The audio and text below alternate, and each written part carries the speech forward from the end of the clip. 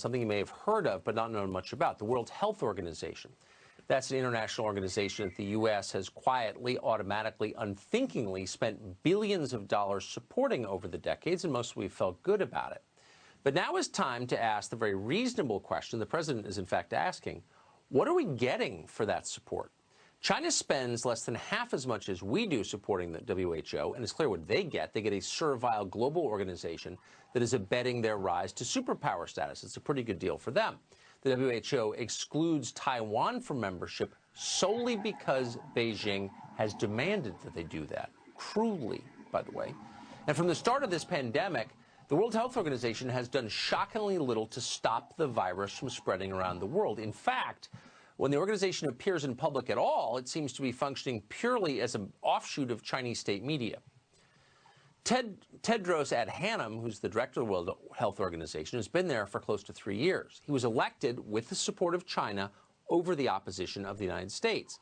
In late January, Tedros was gushing that China had contained coronavirus. In fact, he said, China had set a standard that the rest of the world ought to copy. The Chinese government is to be congratulated for the extraordinary measures it has taken to contain the outbreak. China is actually setting a new standard for outbreak response, and it's not an exaggeration. All hail China. Tedros was so impressed by the Chinese government, so confident the coronavirus was defeated, that he attacked other nations for daring to take the racist step of protecting themselves. When the president announced travel restrictions on China in late January, Tedros said that would, quote, have the effect of increasing fear and stigma with little public health benefit, end quote. On February 3rd, he gushed about the Chinese dictator Xi and attacked any notion of slowing down global travel or trade. I was so impressed in my meeting with President Xi at his detailed knowledge of the outbreak. There is no reason for measures that unnecessarily interfere with international travel and trade. Well, that's just absolutely disgusting and stupid and violates science and common sense. Tedros was completely wrong. And because he was wrong, coronavirus became a global calamity. 3 weeks ago, as one country after another entered lockdown, Tedros told the world, you should imitate Wuhan. Wuhan reported no new cases for the first time since the outbreak started. Wuhan provides hope for the rest of the world that even the most severe situation can be turned around. That's one of the most corrupt displays I think anyone's ever seen on tape. Of course, if other countries wanted to reduce their caseload, they don't want to take the World Health Organization's advice. Just like the CDC in this country, WHO was pushing the absurd claim that face masks somehow don't work and are not useful for containing the coronavirus. China, meanwhile, the country that Tedros never stops praising, did not agree with that. In fact, they were hoarding masks. They were doing it all the way back in January. In fact, you start to wonder how honest World Health Organization was even giving that advice. You also wonder how honest Dr. Tedros was when he warned against accelerating the use of hydroxychloroquine to fight the virus.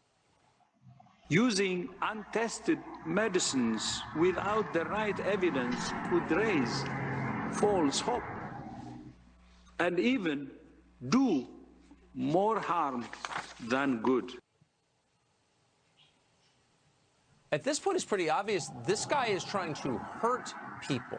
He runs the World Health Organization, and he's intentionally trying to hurt us. If you wanted an effective anti-coronavirus strategy, you would just do everything that Tedros tells you not to. In fact, that's been a pretty solid position to take for a long time. Before he ran the World Health Organization, Tedros was the health minister of Ethiopia. On 3 separate occasions, that country was ravished by cholera epidemics. Tedros lied about it. He refused to admit it was happening, insisted instead it was just an outbreak of, quote, acute watery diarrhea. Hundreds died in those outbreaks, which are only accurately identified when they spread into neighboring countries. In other words, he lied on behalf of the Ethiopian government, which was worried more about tourism and their reputation than people surviving an epidemic. Then he took over the World Health Organization, and Tedros vowed to crack down on corruption at that organization. That hasn't happened either. WHO still spends $200 million a year flying its staff around the world, often in business. That's something other health organizations ban their staff from doing. Doctors Without Borders would never do something like that. Corruption, dishonesty, cover-up, shilling for authoritarian dictatorships, lying as people die. No wonder Tedros and China are such profound allies. Fortunately, people are wising up to this. Even the governor of New York, Andrew Cuomo, says the World Health Organization should be open to criticism. Where were the warning signs? Who was supposed to blow the whistle? The president has asked this question, and I think he's right. The president's answer is the World Health Organization should have been blowing the whistle. I don't know enough to know if that's right or wrong, but I know the question is right. Yeah, the question is certainly right, and the answer is very obvious. They didn't blow the whistle. People died as a result, and they still get to run around calling themselves the World Health Organization. Why should we support corrupt international organizations like this? That's not a partisan political issue. Funding the WHO has only given us a hostile, dishonest bureaucracy that's directly responsible for spreading this pandemic. We should get out of that organization immediately and only fund health organizations that help people and prevent disease. And by the way, there are a lot of them, just not this one.